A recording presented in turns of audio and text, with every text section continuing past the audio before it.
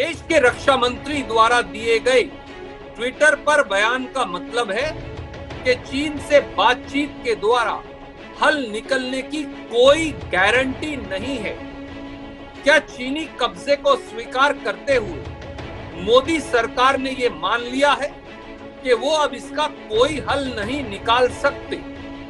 पर यहां तो प्रधानमंत्री मोदी जी को देश को संबोधित कर, देश को विश्वास में ले, सभी राजनीतिक दलों को विश्वास में ले, देशवासियों को विश्वास में ले, यथास्थिति से देश को अवगत कराना चाहिए और बताना चाहिए कि मई 2020 से पहले जब चीन ने हमारी भूभागीय अखंडता पर अतिक्रमण नहीं किया था, तो उस स्थिति में लौटने के लिए सरकार का क्या रास्ता और क्या नीति। जब देश के रक्षा मंत्री को ही भारत चीन वार्ता पर विश्वास नहीं, जब देश के रक्षा मंत्री ही ये स्वीकार कर रहे हैं कि चीन ने भारत की सरजमी पर कब्जा कर रखा है, तो देश के प्रधानमंत्री क्या सर्वदलीय बैठक को बरगला रहे थे, भ्रम पैदा कर रहे थे या दिग्भ्रमित कर रहे थे? ये बहुत महत्वपूर्ण सवाल हो जाता है।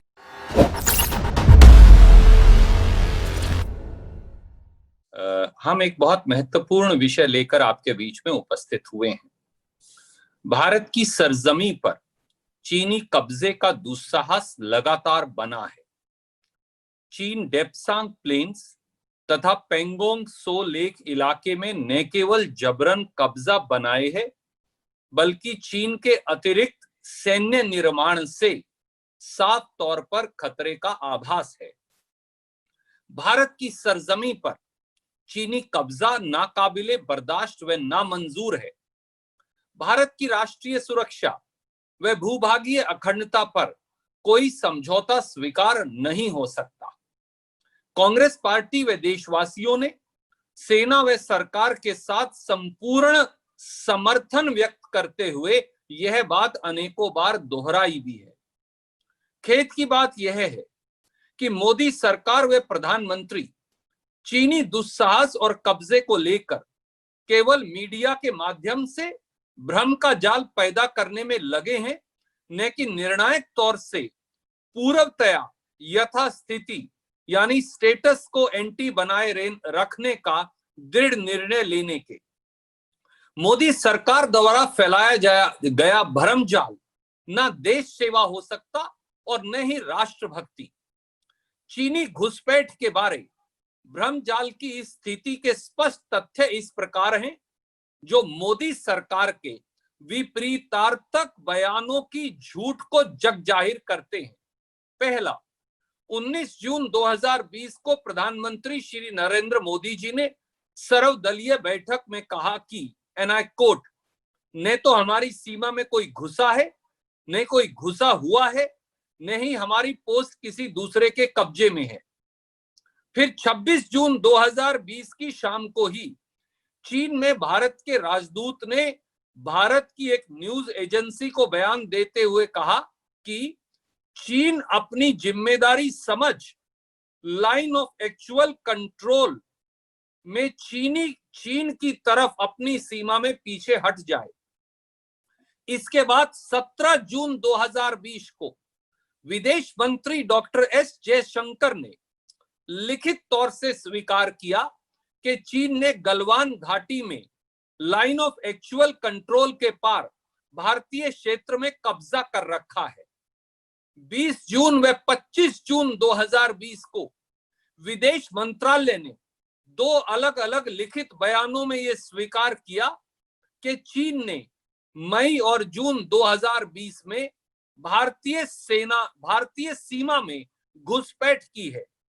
और अब 17 और 18 जुलाई 2020 को रक्षा मंत्री श्री राजनाथ सिंह के दौरे के बाद 17 जुलाई 2020 की शाम को उन्होंने एक सनसनीखेज और आश्चर्यचकित ट्वीट किया और कहा कि एंड आई कोट, चीन जो कुछ भी अब तक बातचीत की प्रगति हुई है उससे मामला हल होना चाहिए। और देखिए फिर आगे क्या कहते हैं, आई कोट, कहां तक हल होगा इसकी गारंटी नहीं दे सकता, अनकोट। ताजा तथ्य महज 5 महत्वपूर्ण बात दर्शाते हैं। पहला, सैटेलाइट तस्वीर जिसकी प्रतिलिपि मैं आपको दे भी रहा हूं और यहां आपको दिखाना भी चाहता हूं स्क्रीन पर, अगर आप देख सकते हैं तो इससे साफ है कि चीन ने अब भी डेप्सांग और दौलत बेग ओल्डी सेक्टर में भारतीय सीमा में न केवल कब्जा कर रखा है परंतु लगातार भारत की कब्जा की हुई सरजमी पर सैन्य निर्माण कर रहा है। नंबर 2, यही नहीं, चीन पेट्रोलिंग पॉइंट 10 से पेट्रोलिंग पॉइंट 13 तक भारतीय सेना द्वारा भारतीय पेट्रोलिंग में बाधा पैदा कर रहा है। नंबर 3, पेंगोंग त्सो लेक इलाके में अभी भी चीन ने फिंगर 8 से फिंगर 4 के बीच पहाड़ियों पर भारतीय सीमा के 8 किलोमीटर अंदर तक कब्जा कर रखा है, जहां 3000 के करीब चीनी सैनिक मौजूद हैं।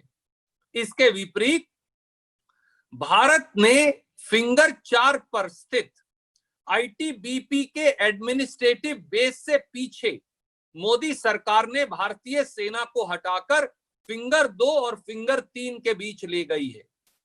नंबर 4, चीन ने डेप्सांग के नजदीक उनके खुद के क्षेत्र में स्थित नारी गुंसा एयर स्ट्रिप, जो एक नागरिक हवाई पट्टी थी, उसे अब एक सैन्य हवाई पट्टी में बदलकर निर्माण कर लिया है, जो भारत की सीमा के बिल्कुल ठीक ऊपर मौजूद है, जिससे हमें सामरिक खतरा है। नंबर 5, चीन ने सैनिकों के 2 डिवीजन यानी 20,000 सैनिक से अधिक को लद्दाख में भारतीय इलाके के नजदीक तैनात कर रखा है। वह बड़ी मात्रा में युद्ध सामग्री जमा कर ली है। अगर ये सब खतरे का एहसास नहीं तो क्या है? इसलिए प्रधानमंत्री श्री नरेंद्र मोदी और मोदी सरकार से हमारे 5 प्रश्न हैं। पहला प्रश्न, देश के लगभग हर समाचार पत्र, आर्मी जर्नल व सैटेलाइट तस्वीरों और अब रक्षा मंत्री के खुद के बयान द्वारा प्रधानमंत्री जी के हमारी सीमा में चीनी घुसपैठ ना होने के बयान को साफ तौर से झूठलाया जा रहा है। क्या प्रधानमंत्री जी ने सर्वदलीय बैठक को चीनी घुसपैठ के बारे में सही तथ्य नहीं बताए? दूसरा सवाल, देश के रक्षा मंत्री द्वारा दिए गए ट्विटर पर बयान का मतलब है कि चीन से बातचीत के द्वारा हल निकलने की कोई गारंटी नहीं है। क्या चीनी कब्जे को स्वीकार करते हुए मोदी सरकार ने यह मान लिया है कि वो अब इसका कोई हल नहीं निकाल सकते? सवाल नंबर 3, क्या चीन अब भी डेप्सांग प्लेन्स व दौलत बेग ओल्डी सेक्टर में सैन्य निर्माण कर रहा है, जैसा सैटेलाइट तस्वीरें दिखा रही हैं? भारत की सीमा में हो रहे, भारत की सरजमी पर हो रहे इस चीनी निर्माण के बारे हमारी सरजमी की रक्षा हेतु मोदी सरकार क्या कदम उठा रही है? नंबर 4, क्या चीन ने अब भी फिंगर 4 से फिंगर 8 के बीच पेंगोंग त्सो लेक इलाके में कब्जा बना रखा है? चीनी सेना से यह कब्जा छुड़वाने बारे मोदी सरकार की रणनीति क्या है? नंबर 5, मई 2020 से पहले की यथास्थिति बनाने बारे व चीन को भारतीय सीमा से पीछे धकेलने बारे कितना समय और लगेगा? वह मोदी सरकार की इस बारे में नीति, रास्ता और दृष्टि क्या है? साथियों, ये दलों का सवाल नहीं, ये देश का सवाल है। और अगर देश की सीमा पर चीनी सेना ने सैन्य निर्माण बदस्तूर जारी कर रखा है, चीनी सेना आज भी हमारी सरजमी पर घुसपैठ करके बैठी है, चीनी सेना हमारी सीमा पर अगर 2-2 डिवीजन और सेना सामग्री इकट्ठी कर रही है, तो ये राष्ट्रीय सुरक्षा का मामला है और राष्ट्रीय सुरक्षा से खिलवाड़ का मामला है। इस पर कोई समझौता मंजूर नहीं हो सकता और खास तौर से रक्षा मंत्री का यह बयान अपने आप में चौंकाने वाला है।